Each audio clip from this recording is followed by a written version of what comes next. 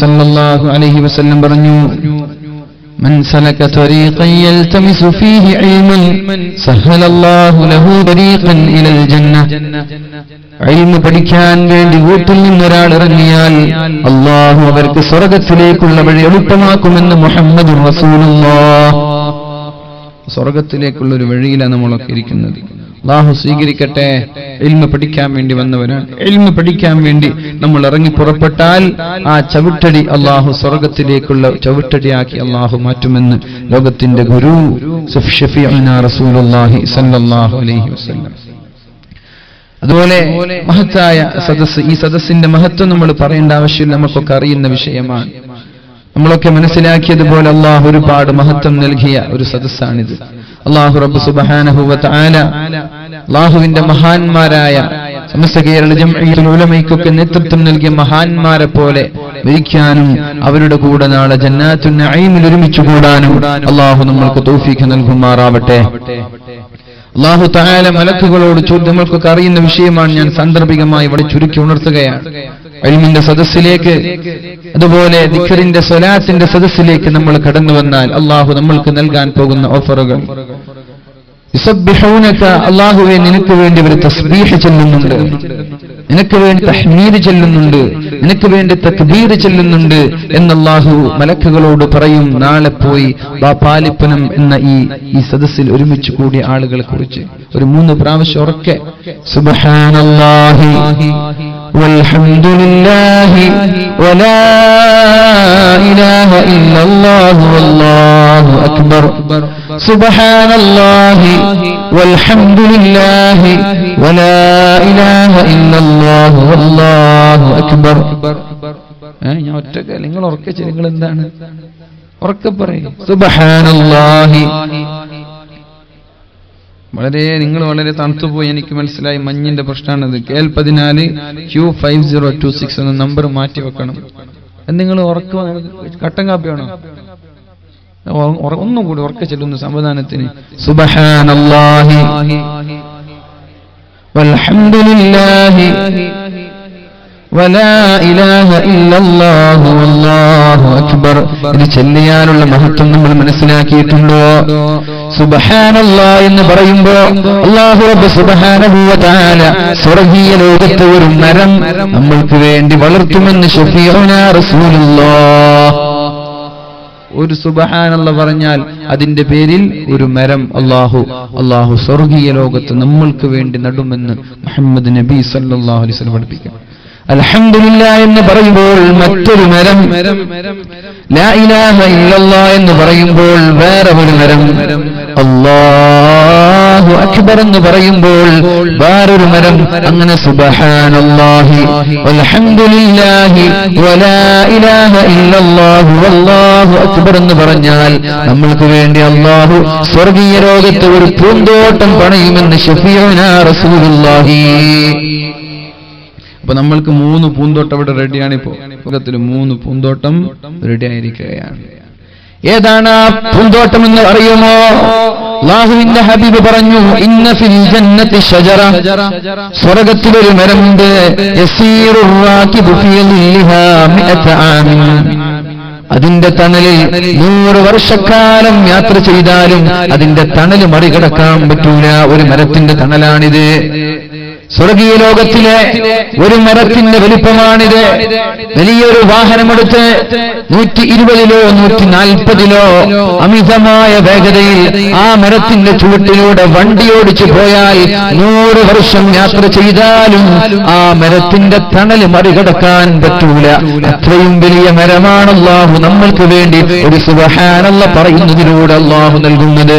ഒരു മരത്തിന്റെ വിശേഷണമാണ് ഇന്ന ഫിൽ ജന്നത്തി ഷജറ യസീറു റാകിബു ഫീ ളിൽഹാ മിഅത ആമിൻ വലാ യഖ്തഉഹാ. 100 വർഷം സഞ്ചരിച്ചാലും ആ തണല് മറികടക്കാൻ പറ്റൂല. എന്നിട്ട് അല്ലാഹുവിന്റെ ഹബീബ് ഓതി കൊടുത്തു, പ്രവിശാലമായി നീണ്ടു കിടക്കുന്ന തണലിലാണ് അവിടെ താമസിക്കുന്നത്. പിന്നെ പറഞ്ഞു സ്വർഗത്തെ കുറിച്ച്, കണ്ണുകൊണ്ട് കാണാത്ത സ്വർഗം, നമ്മുടെ കണ്ണുകൊണ്ട് കാണാത്ത അത്ഭുതങ്ങളാണ് ഇവിടെയുള്ളത്. ചെവി കൊണ്ട് കേൾക്കാത്ത അത്ഭുതങ്ങളാണ് ഇവിടെയുള്ളത്. ഒരു മനുഷ്യന്റെ ഹൃദയത്തിൽ ചിന്തിക്കാൻ പോലും പറ്റാത്ത അത്ഭുതങ്ങളുടെ കലവറയാണ് സ്വർഗമെന്ന് പറയുന്നത്. ആ സ്വർഗത്തിലേക്കുള്ള ചവിട്ടടിയാണ് ഈ ഇൽമിന്റെ സദസ്സിലേക്ക് നമ്മൾ കടന്നു വന്നത്. അല്ലാഹുവേ സ്വീകരിക്കണേ അല്ലാഹ്, അല്ലാഹു സ്വീകരിക്കുമാറാവട്ടെ. അല്ലാഹുവേ സ്വീകരിക്കണേ അല്ലാഹ്. എന്നിട്ട് അല്ലാഹുവിന്റെ ഹബീബായ മുഹമ്മദുർ റസൂലുള്ളാഹി സ്വല്ലല്ലാഹു അലൈഹി വസല്ലം പറയാണ്, അർളുൽ ജന്നതി മിൻ ഫില്ല. സ്വർഗീയ ലോകത്തെ ഭൂമി എന്ന് പറയുന്നത് വെള്ളിയാലുള്ള ഭൂമിയാണ്. ഇവിടെ കാണുന്നത് പോലെ ചരൽക്കല്ലുകളില്ല, ഇവിടെ കാണുന്നത് പോലെ പാറക്കൂട്ടങ്ങളില്ല, ഇവിടെ കാണുന്നത് പോലെ പിടിപടലങ്ങളില്ല, ധൂളികളില്ല. അർളുൽ ജന്നതി മിൻ ഫില്ല, വെള്ളിയാലുള്ള ഭൂമിയാണ്. അവിടെ ചവിട്ടുന്നത് വെള്ളിയിലാണ്. വതുറാബുഹാ മിസ്കുൻ, അവിടെയുള്ള മണ്ണ് അത് കസ്തൂരിയാലുള്ള മണ്ണാണ്. ഇവിടെ മണ്ണൊക്കെ ശരീരത്തിൽ തേച്ച ഓടിച്ചുകൂടും നാട്ടുകാര്. അവിടെയുള്ള മണ്ണ് കസ്തൂരിയുടെ മണ്ണാണ്, കസ്തൂരിയുടെ ധൂളികളാണ്. തൊട്ടാൽ ശരീരം മുഴുവനും മണക്കുന്ന നല്ല സുഗന്ധമുള്ള മണ്ണാണ് സ്വർഗത്തിന്റെ മണ്ണ് എന്ന് സുഫിയാന റസൂലുള്ളാഹ്. വഉസൂലു ശജരിഹാ ഫില്ല, അവിടെയുള്ള മരത്തിന്റെ ഫൗണ്ടേഷൻ, മരത്തിന്റെ വേര്, മരത്തിന്റെ അടിത്തറ, മരത്തിന്റെ ചുവട് അത് വെള്ളിയാലുള്ള അടിത്തറയാണെന്ന് ശഫീഉനാ റസൂലുള്ളാഹി. മരത്തിന്റെ വേര്, ആ അടിത്തറ, അടിഭാഗം വെള്ളിയാലുള്ള അടിഭാഗമാണെന്ന് മുഹമ്മദുർ റസൂലുള്ളാഹി സ്വല്ലല്ലാഹു അലൈഹി വസല്ലം. എന്നാൽ അതിന്റെ ശിഖരങ്ങളോ, അതിന്റെ ശാഖകളോ, അതിന്റെ ശാഖകൾ രത്നങ്ങളും മുത്തുകളുമാണ്. കൊമ്പുണ്ടല്ലോ, മരത്തിന്റെ കൊമ്പുകൾ, മരത്തിന്റെ ശാഖകൾ, അത് അല്ലാഹുവിന്റെ ഹബീബ് പറഞ്ഞത് മുത്തുകളാണ്, രത്നങ്ങളാണ്. അതിലാണ് ഇലകളുള്ളത്, അതിലാണ് പഴങ്ങളുള്ളത്. ഇന്നാലെന്ന പഴം വേണമെന്ന് കരുതുമ്പോഴേക്കും നമ്മുടെ വായയിലേക്ക് പഴം കടന്നു വരികയാണ്. മാമ്പഴം വേണമെന്ന് ആഗ്രഹിക്കുമ്പോ മാമ്പഴം മുന്നിലേക്ക് വരാൻ, അത് തിന്നു, അതിന് എന്തില്ല, അവശിഷ്ടമില്ല, വേസ്റ്റ് ഇല്ല. അത് തിന്നു കഴിയുമ്പോഴേക്കും അതേ സ്ഥലത്ത് മറ്റൊരു മാമ്പഴം. പക്ഷേ അത് തിന്നു നോക്കുമ്പോ നേരത്തെ തിന്ന മാമ്പഴത്തിന്റെ ടേസ്റ്റ് അല്ല, വേറൊരു ടേസ്റ്റ്. അത് കഴിച്ചു, അത് കഴിക്കുമ്പോഴേക്കും വേറൊരു മാമ്പഴം, അത് തിന്നുമ്പോഴേക്കും വേറൊരു ടേസ്റ്റ്.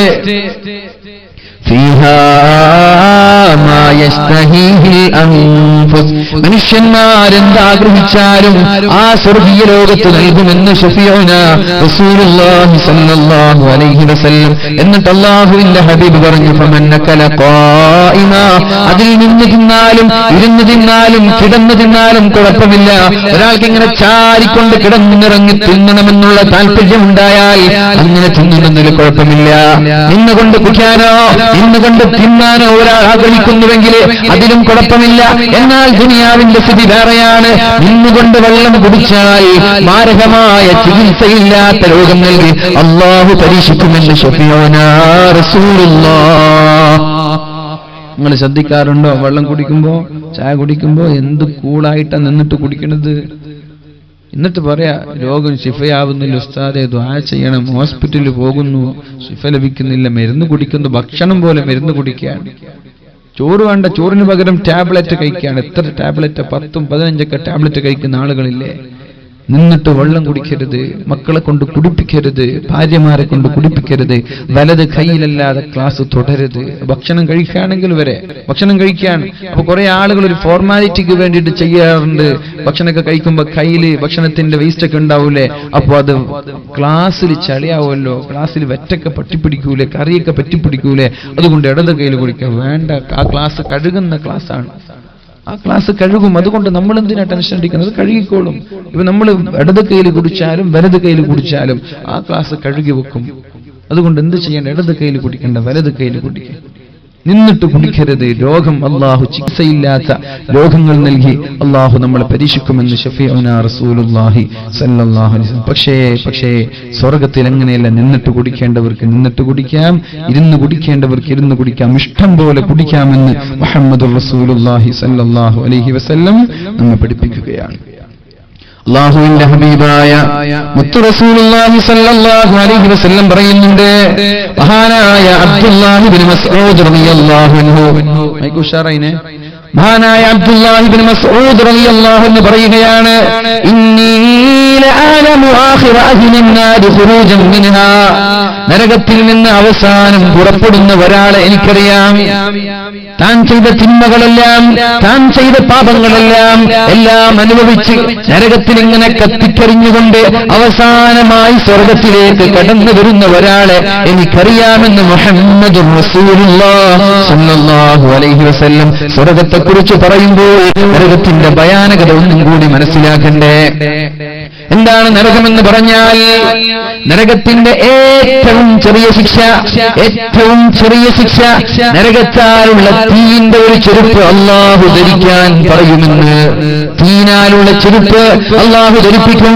ആ ചെരുപ്പ് ധരിച്ചാൽ കാല് മുതൽ തല വരെ തിളച്ചു മറിഞ്ഞ് കുടൽമാലകളും ആമാശയങ്ങളും ഗർഭപാത്രങ്ങളും ശരീരവും എല്ലാം വെന്തുരുകി, തലയിൽ നിന്ന് തലച്ചോറ് വെന്തുരുകി ഒലിക്കുമെന്ന് മുഹമ്മദുർ റസൂലുള്ളാഹി സ്വല്ലല്ലാഹു അലൈഹി വസല്ലം നമ്മെ പഠിപ്പിക്കുന്നുണ്ട്. ഏറ്റവും ചെറിയ ശിക്ഷയാണത്.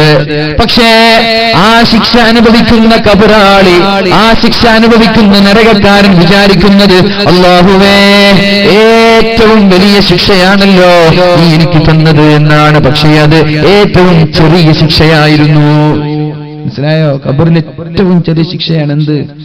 ഒരു ചെരുപ്പ് ധരിക്കാൻ കൊടുക്കും. ചെരുപ്പ് ധരിച്ചാൽ ഒക്കെ തിളച്ച് തലച്ചോറടക്കം പൊട്ടി തലച്ചോറിങ്ങനെ ഉരുകി ഒലിക്കും. പക്ഷെ അയാൾ വിചാരിക്കെന്താ, അല്ലാഹുവേ നരകത്തിലെ ഏറ്റവും വലിയ ശിക്ഷ നീ എനിക്കാണല്ലോ തന്നത് എന്നാണ് ഏറ്റവും ചെറിയ ശിക്ഷ അനുഭവിക്കുന്നവൻ വിചാരിക്കുന്നത്. അല്ലാഹു നമ്മെ കാക്കുമാറാവട്ടെ. പറഞ്ഞല്ലോ, അല്ലാഹുവിന്റെ മാലാഖമാർ തസ്ബീഹ് ചെല്ലുന്ന, ദിക്ർ ചെല്ലുന്ന ഇൽമിന്റെ സദസ്സിലേക്ക് കടന്നുവരും. സുബ്ഹി നിസ്കാരം കഴിഞ്ഞാൽ നേരെ അല്ലാഹുവിന്റെ സന്നിധിയിലേക്കാണ് അവർ പുറപ്പെടുന്നത്. അല്ലാഹു ചോദിക്കും, കൈഫ തറക്തും ഇബാദി, എന്റെ അടിമകൾ എന്ത് ചെയ്യുന്നു എന്ന് ചോദിക്കുമ്പോ, യുസബ്ബിഹൂനക, നിനക്ക് വേണ്ടി തസ്ബീഹ് ചെല്ലുന്നുണ്ട്. യുമജ്ജിദൂനക, നിനക്ക് വേണ്ടി യാ മജീദ് യാ മജീദ് എന്ന് നിന്നെ തംജീദ് ചെല്ലുന്നുണ്ട്. നിനക്ക് വേണ്ടി അൽഹംദുലില്ലാ ചെല്ലുന്നുണ്ട്. നിനക്ക് വേണ്ടി തക്ബീർ ചെല്ലുന്നുണ്ട് എന്ന് അല്ലാഹുവിനോട് മലക്ക് പറയുമ്പോൾ, ഇൻഷാ അല്ലാഹ് ഇവിടെ നിന്ന് പുറപ്പെടുന്ന മാലാഖമാര് നാളെ അല്ലാഹുവിനോട് നമ്മെ കുറിച്ച് പറയാനുണ്ട്. സഹീഹ് മുസ്ലിം റിപ്പോർട്ട് ചെയ്ത ഹദീസാണ്. നമ്മളെ കുറിച്ച് പറയും, നമ്മൾ തസ്ബീഹ് ചൊല്ലി, ഹംദ് ചൊല്ലി, തക്ബീർ ചൊല്ലി, തഹ്ലീൽ ചൊല്ലി, ഇൽമിന്റെ സദസ്സാണ്. ഇന്നിവിടെ ഒരുമിച്ച് കൂടിയ മലക്കുകൾ നാളെ അവിടെ പോയി അല്ലാഹുവിനോട് നമ്മളെ കുറിച്ച് പറയും. അല്ലാഹു ചോദിക്കും, എന്തിൽ നിന്നാണ് അവർ അഭയം തേടുന്നത്? മിൻ അയ്യി ശൈഇൻ യതഅബ്ബഹു, എന്തിൽ നിന്നാണ് അവർ അഭയം തേടുന്നത്? അല്ലാഹുവിനോട് മലക്കുകൾ പറയും, അല്ലാഹുവേ നരകത്തിൽ നിന്ന് അവർ കാവൽ തേടിക്കൊണ്ടിരിക്കുകയാണ്. അല്ലാഹുവേ ഇവിടെ ഒരുമിച്ച് കൂടിയ ഒരാളെയും ഒരു സെക്കൻഡ് പോലും നീ നരകത്തിൽ കടത്തല്ലേ അല്ലാഹ്. ഇത് പോയിട്ട് മലക്കുകളോട് പറയും, അല്ലാഹുവേ നരകത്തിൽ നിന്ന് അവർ കാവൽ തേടുന്നുണ്ട്. കുല്ലു നഫ്സിൻ ദാഇഖത്തുൽ മൗത്ത് വഇന്നമാ തുവഫൗന ഉജൂറകും യൗമൽ ഖിയാമ ഫമൻ സുഹ്സിഹ അനിൻ നാരി വഉദ്ഖിലൽ ജന്നത ഫഖദ് ഫാസ്. ഒരു സെക്കൻഡ് പോലും നരകത്തിൽ കിടക്കാതെ സ്വർഗത്തിൽ കിടക്കാൻ ആർക്കാണോ ഭാഗ്യം ലഭിച്ചത് അവൻ വിജയിയാണ് എന്ന് പരിശുദ്ധ ഖുർആൻ പഠിപ്പിക്കുന്നുണ്ട്. അല്ലാഹുവേ ഞങ്ങളെയൊക്കെ ഒരു സെക്കൻഡ് പോലും നരകത്തിൽ കിടക്കാതെ സ്വർഗം ആസ്വദിക്കുന്ന മുത്തഖീങ്ങളിൽ പെടുത്തണേ അല്ലാഹ്. അതുകൊണ്ട് ദുആ ചെയ്യുമ്പോൾ എന്നിങ്ങനെ ദുആ ചെയ്യ, അല്ലാഹുവേ അദാബില്ലാത്ത നരകമില്ലാത്ത സ്വർഗം എനിക്ക് തരണേ അല്ലാഹ് എന്ന് ദുആ ചെയ്യാം. ഹിസാബില്ലാത്ത നരകമില്ലാത്ത സ്വർഗം നീ എനിക്ക് തരണേ അല്ലാഹ്. സ്വർഗം എല്ലാവർക്കും കിട്ടും. മുസ്ലിമായ എല്ലാവർക്കും സ്വർഗമുണ്ട്. പക്ഷെ എങ്ങനെ? നേരത്തെ പറഞ്ഞതുപോലെ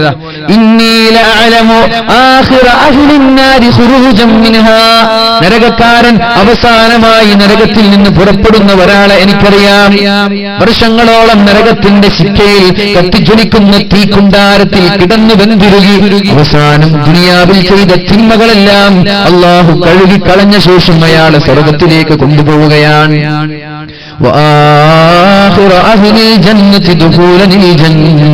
അവസാനം സ്വർഗത്തിലേക്ക് കടക്കുന്ന ആളെയും എനിക്കറിയാം. ആരാണയാൾ?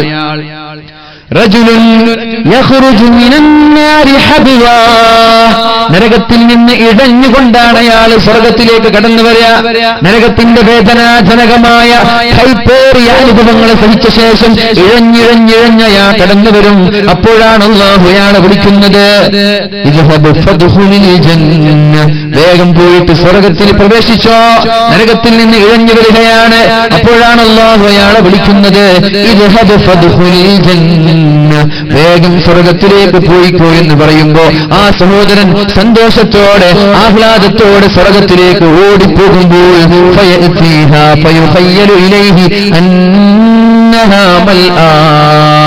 സ്വർഗത്തിലേക്ക് കയറാൻ നിൽക്കുമ്പോൾ സ്വർഗം നിറഞ്ഞു, വാതിലടക്കപ്പെട്ടതുപോലെ. സ്വർഗത്തിലൊരിഞ്ച് സ്ഥലമില്ല, പ്രവേശിക്കാൻ സ്ഥലമില്ലാതെ അവിടെ മുഴുവനും ഹൗസ്ഫുള്ളായതുപോലെ തോന്നും. നേരെ തിരിച്ച് അല്ലാഹുവിന്റെ സമീപത്തേക്ക് കടന്നു വരും.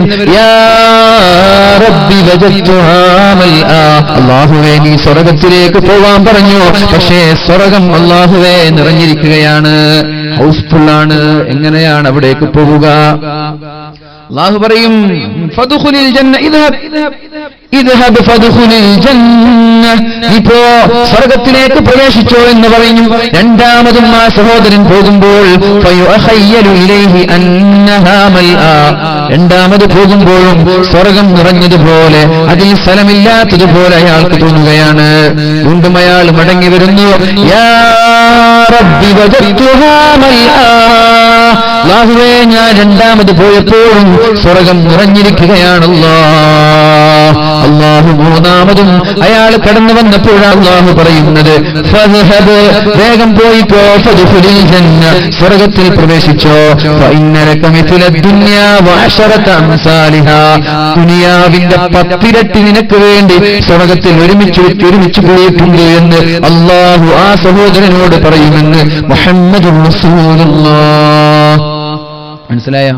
അവസാന നരകത്തിൽ നിന്ന് വരുന്ന, ചുരുക്കി പറഞ്ഞാല് ഏറ്റവും ലാസ്റ്റ് സ്വർഗത്തിൽ കയറുന്ന ആൾക്ക് അള്ളാഹു കൊടുക്കുന്ന ഓഫറാണ് ലാസ്റ്റ്. ഇപ്പൊ നാട്ടിൽ തെറ്റ് മാത്രം ചെയ്ത് ജീവിച്ചു, പക്ഷെ മുഅ്മിനായിരുന്നു, ലാ ഇലാഹ ഇല്ലല്ലാഹ് ചൊല്ലി മുസ്ലിമായ ഒരാളാണ്, പക്ഷെ ജീവിതത്തിൽ നന്മ ചെയ്യാത്ത ഒരാൾ. ഇവിടെ ഏറ്റവും കൂടുതൽ തിന്മ ചെയ്ത ആളുകളായിരിക്കും ഏറ്റവും അവസാനം സ്വർഗത്തിൽ പോവുക. അയാൾക്ക് അള്ളാഹു കൊടുക്കുന്നത് എന്തെന്നറിയോ? അപ്പൊ നിങ്ങൾ ആലോചിക്കണം, ആദ്യം പോകുന്ന ആളുകൾക്ക് കിട്ടാനുള്ള ഓഫർ എന്ത്? അല്ലാഹു പറയാണ്,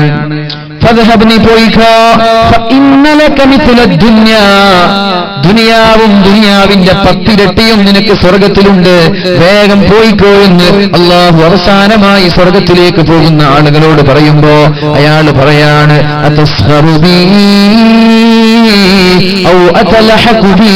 അല്ലാഹുവേ, നീ എന്നെ കളിയാക്കുകയാണോ? അല്ലാഹ്, അവസാനമായി ഞാൻ നരകത്തിൽ നിന്ന് വന്നതാണ് ശരി തന്നെ, ദുനിയാവിൽ പാപങ്ങൾ ചെയ്ത ആളാണ് ശരി തന്നെ, പക്ഷേ അല്ലാഹുവേ, നീ എന്നെ പരിഹസിക്കുകയാണോ? അല്ലാഹ്, നീ എന്നെ കളിയാക്കുകയാണോ? അല്ലാഹ്, മലിക്, നീയാണ് രാജാതിരാജൻ, നീയാണ് ഇന്നത്തെ അധികാരി, നിന്റെ കയ്യിലാണ് ലോകത്തിന്റെ ചെങ്കോലുള്ളത്, നീയാണ് ലോകത്തെ നിയന്ത്രിക്കുന്നത്, എന്നിട്ട് നീ എന്നെ കളിയാക്കുകയാണോ? അല്ലാഹ്, നീ എന്നെ പരിഹസിക്കുകയാണോ? അല്ലാഹ് എന്ന് അല്ലാഹുവിനോട് സഹോദരൻ പറയുമ്പോ ലഖദ് റഅയ്തു റസൂലുള്ളാഹി സ്വല്ലല്ലാഹു അലൈഹി വസല്ലം ലഹിക, ഇത് പറഞ്ഞിട്ട് നബി തങ്ങൾ ചിരിക്കാൻ തുടങ്ങി.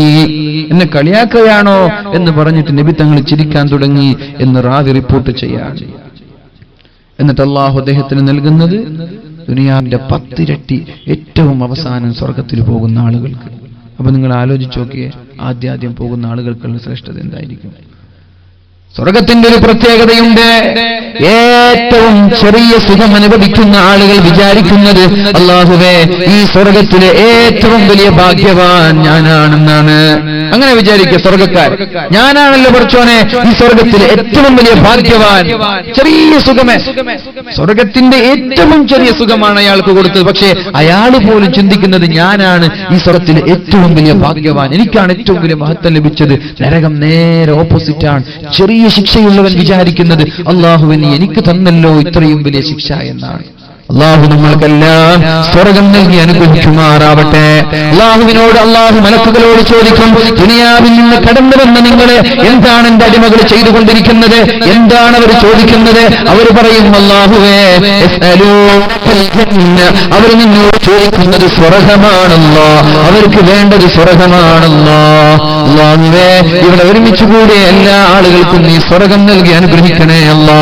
അല്ലാഹുവേ നീ ഞങ്ങൾക്ക് സ്വർഗം നൽകി അനുഗ്രഹിക്കണേ അല്ലാ. അല്ലാഹു നമ്മൾക്ക് സ്വർഗം നൽകുമാറാവട്ടെ. അല്ലാഹു നമ്മൾക്ക് സ്വർഗം നൽകുമാറാവട്ടെ. പക്ഷേ സ്വർഗം വളരെ എളുപ്പത്തിൽ ലഭിക്കുമെന്ന് കരുതേണ്ട. നമ്മൾ വിചാരിക്കുന്നത് പോലെ എളുപ്പത്തിൽ സ്വർഗം ലഭിക്കൂല. ചില പൊടിക്കൈകളുണ്ട്, ചില ഷോർട്ട് കട്ടുകളുണ്ട്. പക്ഷേ അല്ലാഹുവിന്റെ ഹബീബായ മുഹമ്മദ് റസൂലുള്ളാഹ് നമുക്ക് മുമ്പേ നടന്നുപോയ മഹാന്മാരായ സ്വഹാബാക്കളോട് പറഞ്ഞത്, സ്വർഗം വെറുതെ കിട്ടുമെന്ന് നിങ്ങൾ പ്രതീക്ഷിക്കണ്ട. മഹാനായ ഖബ്ബാബ് ഇബ്നുൽ അറത്ത് റളിയല്ലാഹു അൻഹു അല്ലാഹുവിന്റെ ഹബീബിനോട് പറയുകയാണ്, അലാ തദുല്ലാഹ ലനാ യാ റസൂലല്ലാഹ്. നബിയേ അല്ലാഹുവിനോട് ദുആ ചെയ്തുകൂടെ നബിയേ? അലാ തസ്തൻസിറു ലനാ, അല്ലാഹുവിനോട് സഹായം ചോദിച്ചുകൂടെ നബിയേ? എത്ര കാലമായി കഷ്ടപ്പെടാൻ തുടങ്ങിയിട്ട്, എത്ര കാലമായി പ്രയാസപ്പെടാൻ തുടങ്ങിയിട്ട്. അങ്ങ് മക്കയിൽ ഇസ്ലാം സ്വീകരിച്ചതിന്റെ പേരിൽ വലിയൊരു അടുപ്പുണ്ടാക്കി, വലിയൊരു തീക്കുണ്ടാരമുണ്ടാക്കി, ജീവനോട് തീക്കുണ്ടാരത്തിലേക്ക് എന്നെ വലിച്ചെറിഞ്ഞിട്ടുണ്ട് നബിയേ. ആ അടുപ്പിന്റെ തീ കെട്ടുപോയത് എന്റെ ശരീരം, എന്റെ പുറംഭാഗം തട്ടിയപ്പോഴാണ്. തീ കുണ്ടാരത്തിലേക്ക് എന്നെ വലിച്ചെറിഞ്ഞിട്ടുണ്ട് നബിയേ. അപ്പൊ ഞാൻ വിചാരിച്ചു, മക്കയിൽ നിന്ന് മദീനയിലേക്ക് കടന്നു വന്നാൽ സമാധാനം ലഭിക്കുമെന്ന്. ഇസ്ലാമിലേക്ക് കടന്നു വന്നത് കാരണം ലാ ഇലാഹ ഇല്ലല്ലാഹ്, അല്ലാഹു അല്ലാതെ മറ്റൊരു ദൈവമില്ല എന്ന് പറഞ്ഞതിന്റെ പേരിൽ ക്രൂരമായി തീ കുണ്ടാരത്തിലേക്ക് വലിച്ചെറിഞ്ഞു. മഹാനായ ഖബ്ബാബ് റളിയല്ലാഹു അൻഹുവിനെ, മഹാനായ ഖബ്ബാബ് റളിയല്ലാഹു അൻഹുവിനെ തീ കുണ്ടാരത്തിലേക്ക് വലിച്ചെറിഞ്ഞു. എന്നിട്ട് ഉമർ തങ്ങൾക്ക് കാണിച്ചു കൊടുക്കുകയാണ്, ഉമർ തങ്ങളെ എന്റെ പുറംഭാഗമൊന്ന് നോക്കണേ. നോക്കുമ്പോൾ വെള്ളപ്പാണ്ട് പിടിച്ചതുപോലെ, പുറംഭാഗം മുഴുവനും തീ കൊണ്ട് വെള്ളപ്പാണ്ട് പിടിച്ചതുപോലെ തൊലിയെല്ലാം മുരിഞ്ഞു പോയത് മഹാനായ ഉമർ തങ്ങൾ കാണുകയാണ്. ആ ഖബ്ബാബ് ഇബ്നുൽ അറത്ത് റളിയല്ലാഹു അൻഹു ആണ് പറയുന്നത്, യാ റസൂലല്ലാഹ്, മക്കയിൽ നിന്ന് പ്രയാസങ്ങൾ സഹിക്കുമ്പോ ഞങ്ങൾ വിചാരിച്ചത് മദീനയിലെത്തിയാൽ സമാധാനം ലഭിക്കുമെന്നാണ്. എന്നാൽ മദീനയിലെത്തിയപ്പോ ഇതിനേക്കാളും വലിയ പ്രയാസമാണല്ലോ. എപ്പോഴാണ് നബിയെ ഒന്ന് സമാധാനം ലഭിക്കുക? എപ്പോഴാണ് നബിയെ ഒന്ന് സന്തോഷത്തോടെ കിടന്നുറങ്ങാൻ പറ്റുക? അതുകൊണ്ടൊന്ന് ദുആ ചെയ്തുകൂടെ, ഒന്ന് അല്ലാഹുവിനോട് പ്രാർത്ഥിച്ചുകൂടെ എന്ന് പറഞ്ഞപ്പോഴാണ് അല്ലാഹുവിന്റെ ഹബീബ് പറഞ്ഞത്, വെറുതെ സ്വർഗം ലഭിക്കൂല, പ്രയാസങ്ങളില്ലാതെ സ്വർഗം ലഭിക്കൂല, മാരകമായ സുഖങ്ങളില്ലാതെ സ്വർഗം ലഭിക്കൂല, വലിയ വലിയ കടക്കണികളില്ലാതെ സ്വർഗം ലഭിക്കൂല. കല്യാണം കഴിഞ്ഞ വർഷങ്ങളായി മക്കളില്ലാതെ പ്രയാസപ്പെടുകയാണ്. അങ്ങനെയുള്ള പ്രയാസങ്ങൾ സഹിക്കാതെ അല്ലാഹു സ്വർഗം നൽകൂല. അതുപോലെ തന്നെ ഒരുപാട് ബാധ്യതകളില്ലാതെ, ഒരുപാട് ടെൻഷനില്ലാതെ, ഒരുപാട് അസുഖങ്ങളില്ലാതെ, ജീവിതത്തിൽ പ്രയാസങ്ങൾ അനുഭവിക്കാതെ സ്വർഗം ലഭിക്കുമെന്ന് കരുതേണ്ട ഖബ്ബാബ്. എന്നിട്ട് അല്ലാഹുവിന്റെ ഹബീബ് പറഞ്ഞു, ഇന്നമാ കാന ഖബലകും, നിങ്ങൾക്ക് മുമ്പ് കഴിഞ്ഞു പോയ ആളുകൾ, നിങ്ങൾക്ക് മുമ്പ് കഴിഞ്ഞു പോയ ആളുകൾ ഇസ്ലാമിലേക്ക് കടന്നു വന്നത് കാരണം മഹാന്മാരായ പ്രവാചകന്മാർ അവരുടെ സമുദായങ്ങളെല്ലാം ഇസ്ലാമിലേക്ക് കടന്നു വന്നത് കാരണം വലിയൊരു കുഴി കുഴിക്കുമായിരുന്നു.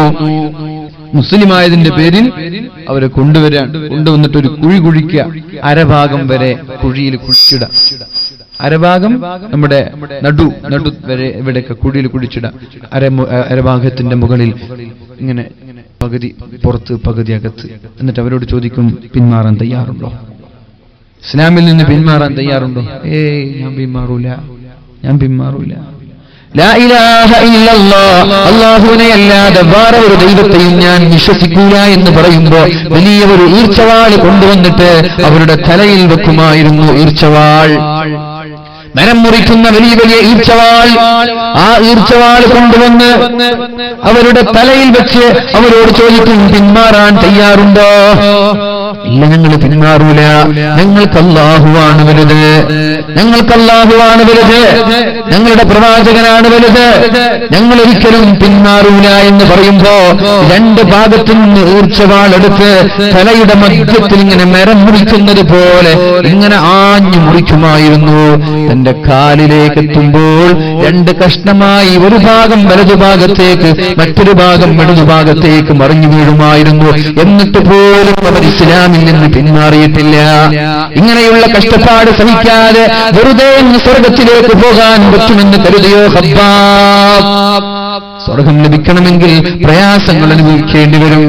മരം കോച്ചുന്ന തണുപ്പിൽ രാവിലെ എണീറ്റ് സുബഹി നിസ്കാരത്തിന് വേണ്ടി കുളിക്കേണ്ടി വരും.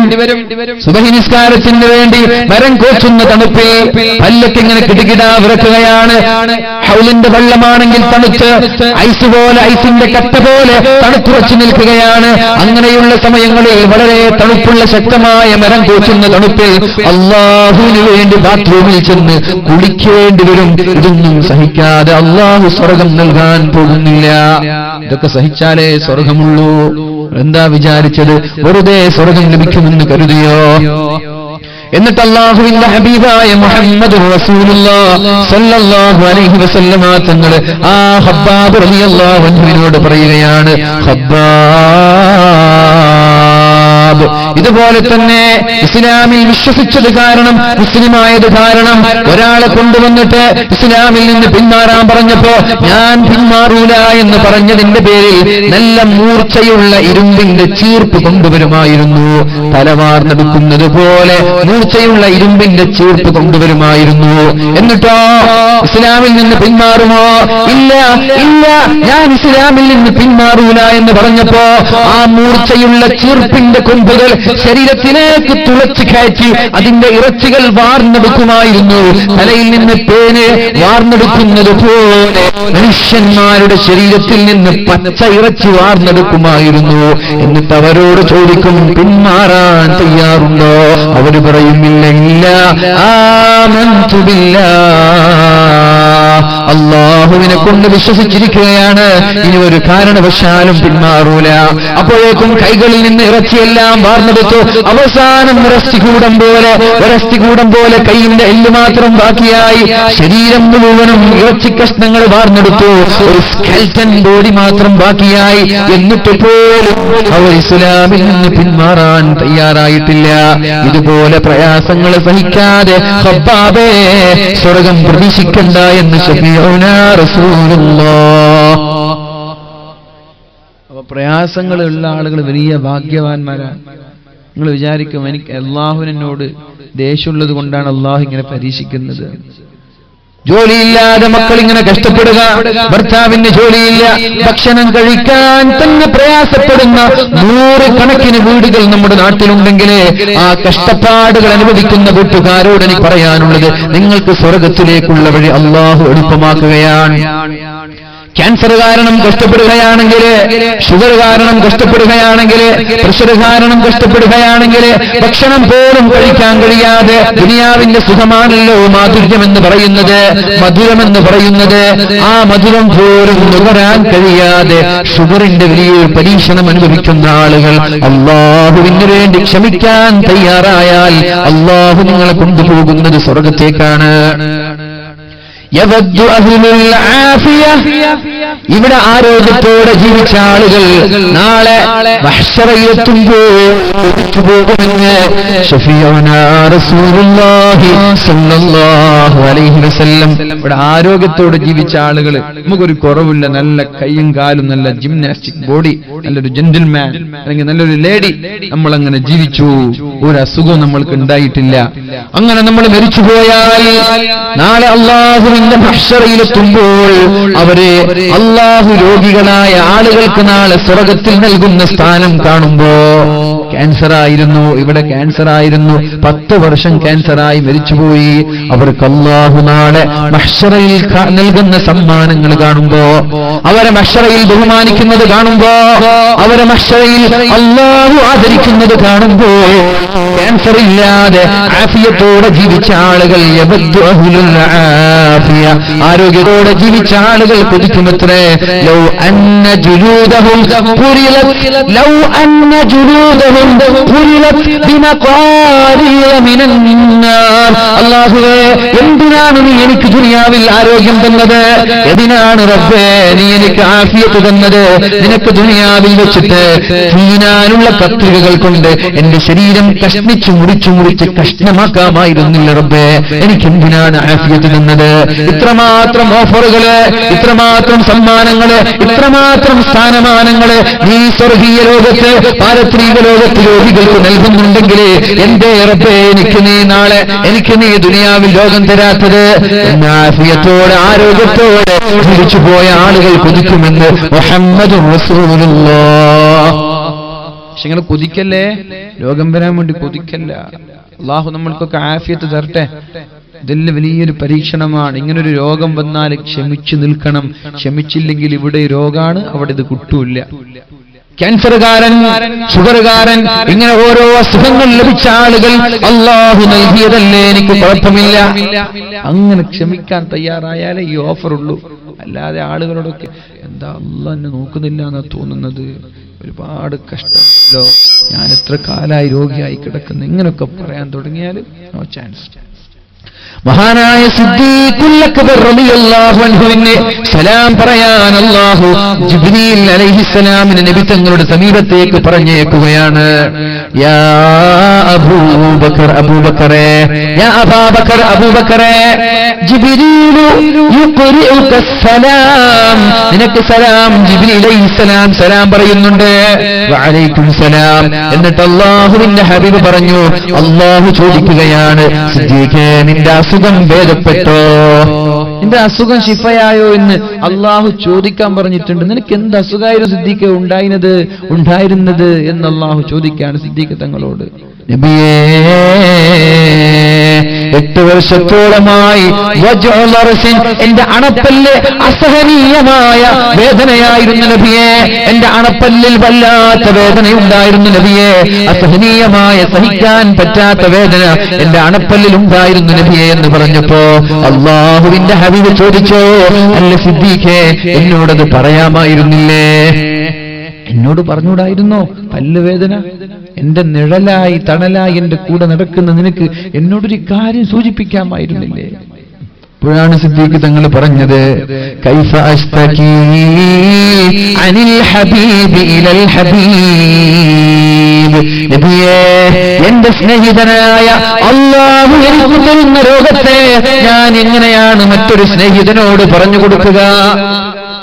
എനിക്ക് പടച്ചോൻ തന്ന രോഗം, അള്ളാഹുവിന്റെ സ്നേഹിതനാണ്, ആ സ്നേഹിതൻ തന്ന ഒരു രോഗം മറ്റൊരു സ്നേഹിതനോട് ഞാൻ എങ്ങനെയാണ് നബിയെ പറഞ്ഞു കൊടുക്കുക? ഇതാണ് രോഗം വരുമ്പോൾ നമ്മൾ ചെയ്യേണ്ടത്. നാട്ടുകാരോടൊക്കെ പറഞ്ഞു നടക്കണ്ട. ഫോൺ വിളിച്ചിട്ട് ഗൾഫിലേക്കും നാട്ടിലേക്കും കണ്ട ആളുകളോടൊക്കെ എങ്ങനെയാണ്, സുഖാണോ? എന്ത് സുഖം, എന്ത് സുഖം, നടക്കാൻ കഴിയുന്നില്ല, നടുവേദന, നിസ്കരിക്കാൻ കഴിയുന്നില്ല, തിന്നാൻ കഴിയുന്നില്ല, ഉറക്കില്ല, പറയണ്ട. അത് പടച്ചവനോട് പറയും. എന്തിന് നാട്ടുകാരോട് പറയുന്നത്? അവർ ശിവ തരോ, അവർ സുഖം തരോ? ഏതെങ്കിലും നാട്ടുകാർ ഇന്ന് വരെ സുഖം തന്നിട്ടുണ്ടോ? അവർക്ക് സന്തോഷം, മാഷാ എനിക്ക് അതന്നെ വേണം, നീ ചെറുപ്പത്തിൽ എന്തൊക്കെ കളിച്ച് എനിക്ക് അത് വേണം, ഇത് മാത്രം പോരാ, ഇതിനപ്പുറം വേണം പ്രാർത്ഥിച്ചിട്ട് അവർ പോവാ. അതുകൊണ്ട് നാട്ടുകാരോട് പറയാൻ നിൽക്കണ്ട, അള്ളാഹുവിനോട് പറയും. അള്ളാഹുവിനോട് പറഞ്ഞാൽ ഇൻഷാ അല്ലാഹ് നാളത്തെ സ്വർഗം നമ്മൾക്കുള്ളതാണ്. അള്ളാഹു നൽകുമാറാവട്ടെ. പനി പിടിച്ച് പിറുപിറുത്തുകൊണ്ടിരിക്കുന്ന ഒരു സഹാബി വനിതയുടെ സമീപത്തേക്ക് അള്ളാഹുവിന്റെ ഹബീബ് കടന്നു വരുമ്പോൾ പിറുപിറുക്കാൻ, ഹലാക്കിന്റെ പനി അങ്ങനെ പറയാ. നമ്മൾ പറയില്ലേ ഹലാക്കിന്റെ പനി, ഹലാക്കിന്റെ ഔരങ്കഞ്ഞല്ലേ, ഹലാക്കിന്റെ പനിയാണ്, ഹലാക്കിന്റെ പനി, ഒരു സത്തപ്പനി, എന്ത് പനി പഠിച്ചോനെ എന്നൊക്കെ പറഞ്ഞിട്ട് ഇങ്ങനെ പിറുപിറുക്കാണ് ഒരു സഹാബി വനിത. അപ്പോഴാണ് അല്ലാഹുവിന്റെ ഹബീബായ മുഹമ്മദുർ റസൂലുള്ളാഹ്, അല്ലാഹുവിന്റെ ഹബീബ് അവിടേക്ക് കടന്നു വരുന്നത്. നബി തങ്ങൾ ചോദിച്ചു, മാലകി തുസഫീൻ, എന്തിനാണ് ഇങ്ങനെ പിടിപിടിക്കുന്നത് നബിയേ? അൽ ഹുമ്മാ ലാ ബാറകല്ലാഹു ഫീഹാ, ഒരു ചാത്ത പനിയാണ് നബിയേ, ഒരു ഹലാക്കിന്റെ പനിയാണ് നബിയേ. നബി തങ്ങൾ പറഞ്ഞു, ലാ തസുബ്ബിൽ ഹുമ്മ, പനിയെ ചീത്ത പറയരുത്, രോഗത്തെ ചീത്ത പറയരുത്, തലവേദനയെ ചീത്ത പറയരുത്, പല്ലുവേദനയെ ചീത്ത പറയരുത്, നടുവേദനയെ ചീത്ത പറയരുത്, അസുഖങ്ങൾ ഉണ്ടായാൽ ചീത്ത പറയരുത്, കുറ്റം പറയരുത്. കാരണം ഫഇന്നൽ ഹുമ്മ, ഒരു പനി നമ്മളിലേക്കുണ്ടായാൽ ഒരു മരത്തിൽ നിന്ന് ഇലകൾ കൊഴിഞ്ഞു വീഴുന്നത് പോലെ നമ്മുടെ ശരീരത്തിലെ പാപങ്ങൾ അല്ലാഹു പുറത്തു തരുമെന്ന് മുഹമ്മദുർ റസൂലുള്ളാഹ്. ഒരു മരത്തിന്റെ ഇലകൾ വീഴുന്നത് പോലെ ഒരു പനി വന്നാൽ പാപങ്ങൾ മുഴുവൻ ഇങ്ങനെ വീണിപ്പോ. ഒരു തലവേദന വരുമ്പോൾ തെറ്റില്ലാതാവും. കുറെ രോഗം ഉണ്ടായാൽ മരിക്കുമ്പോൾ ഒരു അസുഖം, ഒരു തെറ്റുണ്ടാവൂല. റസൂലുള്ളാഹി സ്വല്ലല്ലാഹു അലൈഹി വസല്ലം പറഞ്ഞല്ലോ,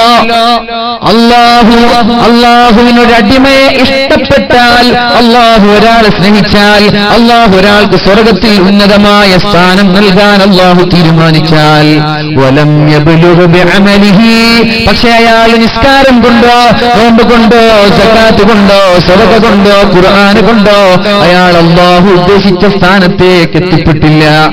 ഇന്നലിൽ ജന്നതി മിഅത് ദറജ, സ്വർഗ്ഗത്തിന് 100 തട്ടുണ്ട്, സ്വർഗ്ഗത്തിന് 100 തട്ടുണ്ട്.